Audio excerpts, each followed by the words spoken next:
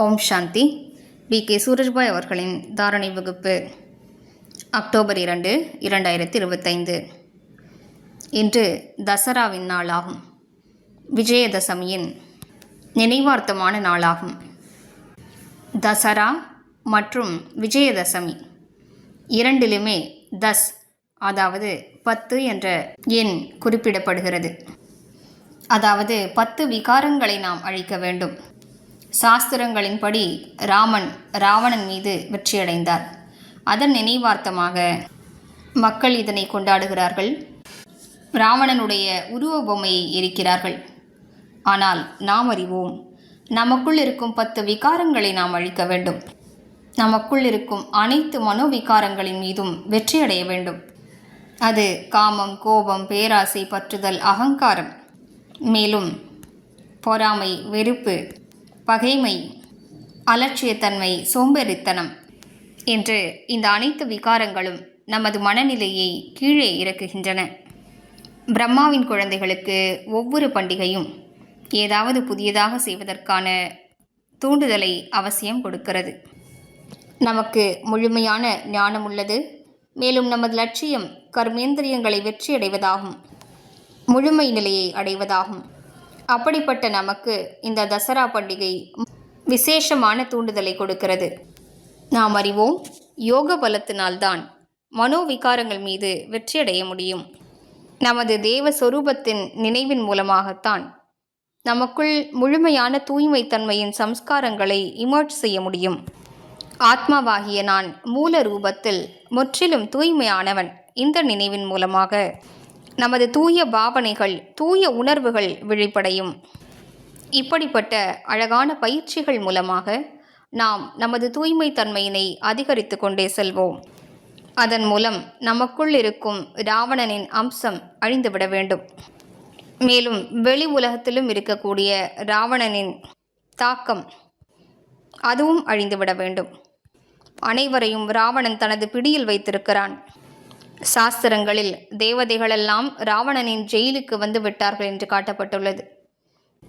இயற்கையின் தத்துவங்கள் கூட அவனது பிடியில் இருந்தது என்று காட்டப்பட்டிருக்கிறது. இதன் அர்த்தம் என்னவென்றால், அனைத்து தேவ ஆத்மாக்களும் ராவணனுக்கு அடிமையாகிவிட்டார்கள். அதாவது மனோவிகாரங்களுக்கு அடிமையாகிவிட்டார்கள். இயற்கையின் 5 தத்துவங்கள் கூட மாசுபட்டு விட்டன.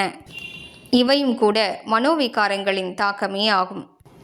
எனவே நாம் முழு உலகிற்கும், தேவகுலத்தின் ஆத்மாக்களுக்கும், முழு இயற்கைக்கும் தூய அதிர்வலைகளை பரவச் செய்து ராவணனின் பிடியிலிருந்து விடுவிக்க வேண்டும். அதற்காக தூய்மைத்தன்மையின் பலத்தினை அதிகரிப்போம். நமது தூய்மையின் பலம் எவ்வாறு வேலை செய்கிறது என்றால், எவ்வாறு சூரியன் உதித்ததும் இருள் விலகி போகிறது, நாம் முழுவதுமாக விழிப்புணர்வடையும் போது இந்த விகாரங்களின் இருட்டு முழுவதுமாக அழிந்துவிடும். எனவே இன்று ஆனந்தத்தை கொண்டாடுவதோடு சுயத்தை சோதனை செய்வோம். எனக்குள் எந்த ஒரு விகாரத்தின் அம்சம் மீதமுள்ளது? காமத்தின் உணர்வுகள் மீதமுள்ளனவா? காமத்தின் ஆசைகள் மீதமுள்ளனவா? அல்லது கோபத்தின் வசத்தில் நான் இருக்கிறேனா? கோபம் கூட மனிதரின் மிகப்பெரிய எதிரியாகும். கோபம் பலரது வாழ்க்கையையும் அழித்திருக்கிறது. பேராசை பல பாவங்களை செய்விக்கிறது. அதனுடன் சுயநலமும் இணைந்து பல கொலைகளை செய்விக்கிறது. அதன் சூக்ஷ்மமான அம்சத்தை கூட சுயத்திற்குள் சோதனை செய்து வெளியேற்றுவோம். பற்றுதல் என்பது இனிமையான ஒரு சங்கிலியாகும், தங்கச் சங்கிலியாகும். மெல்ல மெல்ல அதனை அறுத்தெறிவோம். பற்றுதல் என்பது அநேக துக்கங்களுக்கு காரணமாகும். அகங்காரம் அது வாழ்க்கையின் மிகப்பெரிய இருட்டாகும். அது மனிதரின் சுகம் மற்றும் அமைதியை அழித்து விடுகிறது. எனவே இந்த 5 விகாரங்களின் மீது கவனம் செலுத்துவோம். சுயத்தின் மீது முழு பார்வை செலுத்துவோம். எனக்குள் பகைமை உணர்வு இருக்கிறதா அல்லது மன்னிக்கும் மனப்பான்மை இருக்கிறதா? எனக்குள் பொறாமை, பகைமை ஆகியவை இருக்கின்றனவா? நான் பிறரை பற்றியே சிந்தித்து கொண்டிருக்கிறேனா? அல்லது அலட்சியம், சோம்பேறித்தனம், கவனக்குறைவு ஆகியவற்றில் மாட்டிக்கொண்டிருக்கிறேனா?